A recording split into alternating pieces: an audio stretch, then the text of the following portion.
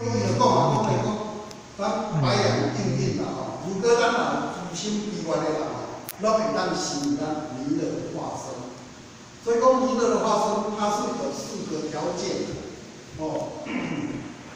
第一个条件就是讲哦，要度量大啊；第二个就是要笑容媚；第三个就是要慈悲心啊；第4个就是要随缘行。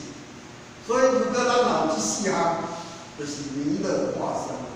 所以讲如果咱若度量大不大？哦，因为咱一贯弟子咱拢要拜弥勒，对不对？如果若度量若无遐大，咱老师所讲的，哦，无偶则大，有偶则小啦。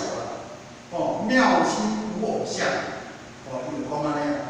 哦，讲呢，哦，无偶，就是讲呢，你若无我的时阵吼，心量大概拢足大，可以容纳天地一切万物，敢是安尼？可以容纳一切，不管是好坏，哦，那么呢，哦，这，哦，还是讲善